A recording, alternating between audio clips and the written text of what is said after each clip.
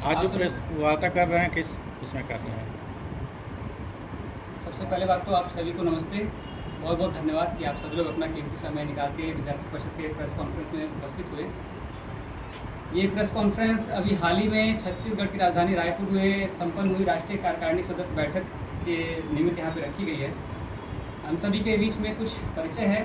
आप श्री मयंक राय जी हैं, आप इस गोरख प्रांत के प्रांत मंत्री हैं। आप संपदा द्विवेदी जी हैं, आप राष्ट्रीय कार्यकारिणी परिषद की सदस्य हैं।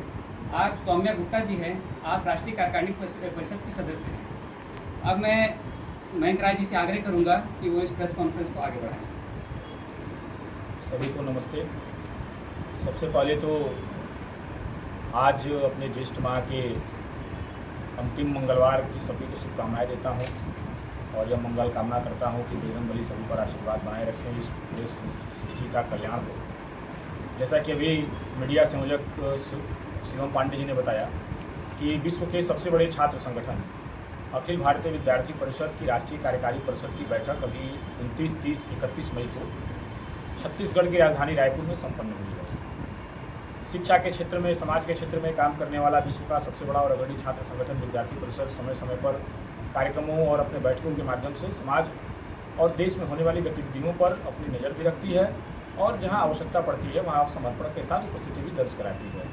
इसी विषय को लेकर के छत्तीसगढ़ के रायपुर में 3 दिवसीय बैठक, जो कि वर्ष में एक बार राष्ट्रीय कार्यकारी परिषद के रूप में होती है, उसकी बैठक संपन्न हुई। इस बैठक में छात्र हित, शिक्षा से सुधार, समाज सुधार जैसे महत्वपूर्ण विषयों पर देश भर से कुल 478 प्रतिनिधियों ने गहन चिंतन किया और जो शैक्षिक समस्याएं हैं उसके क्या समाधान हो सकते हैं, इस देश में जो वर्तमान में परिस्थिति चल रही है उस परिस्थिति से हम किस प्रकार से लड़ करके भारत को अखंड भारत और विश्व गुरु बना सकते हैं, इन विषयों पर विद्यार्थी परिषद के देश भर के कार्यकर्ताओं ने चिंतन किया। रायपुर में 28 तारीख को सबसे पहले तो अपने अखिल भारतीय विद्यार्थी परिषद के जो विभिन्न आयाम कार्य गतिविधियां हैं, जैसे स्टूडेंट फॉर डेवलपमेंट जो पर्यावरण के क्षेत्र में काम करती है, सेवा के क्षेत्र में काम करने वाली स्टूडेंट फॉर सेवा, कला के क्षेत्र में काम करने वाली राष्ट्रीय कला मंच, मेडिविजन, एग्रीविजन, फार्मा विजन, इन सभी आयाम कार्य गतिविधियों की बैठक 28 तारीख को संपन्न हुई। उसके पश्चात 28 तारीख को शाम को अखिल भारतीय विद्यार्थी परिषद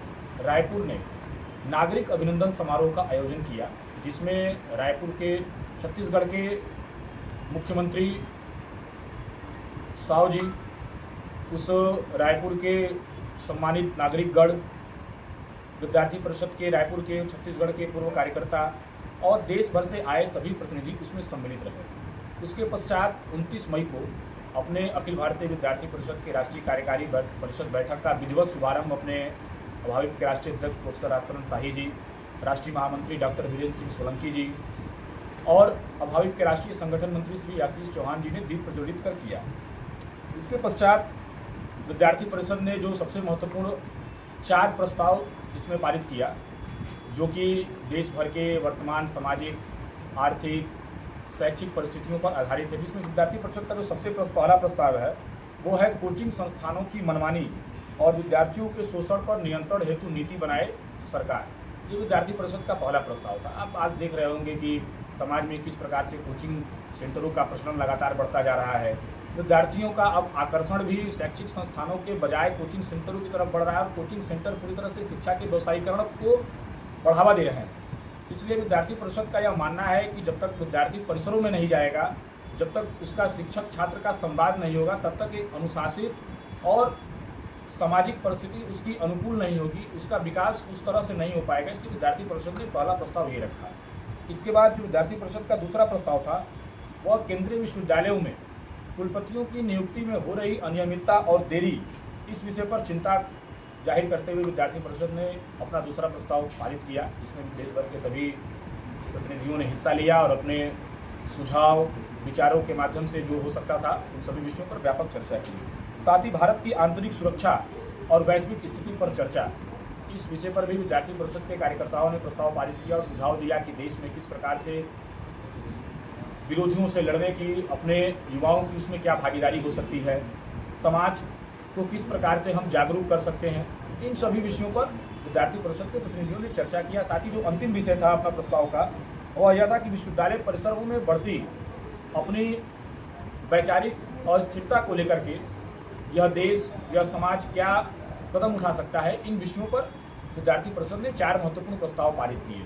इसके साथ साथ जो विद्यार्थी परिषद के आगामी वार्षिक योजनाएं हैं, जैसे कि बिरसा मुंडा जी का 150वीं जन्म जयंती, इसको विद्यार्थी परिषद पूरे देश भर में मनाएगी।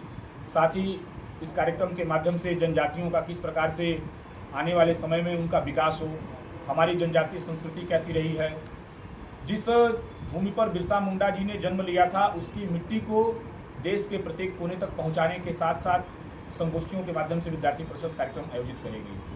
महत्वपूर्ण अपनी वीरांगना, जिन्होंने 1500 ईस्वी में पुर्तगालियों को परास्त करने का काम किया था, ऐसी महारानी अबक्का की 500वीं जयंती को विद्यार्थी परिषद पूरे देश भर में मनाएगी। कॉलेज कैंपसों में संगोष्ठी के माध्यम से, विचार यात्राओं के माध्यम से, शोभा यात्रा के माध्यम से नारी सशक्तिकरण को बुलंद करते हुए विद्यार्थी परिषद पूरे देश भर में महारानी अबक्का की जयंती को मनाएगी। इसके साथ साथ संघ शताब्दी वर्ष चल रहा है।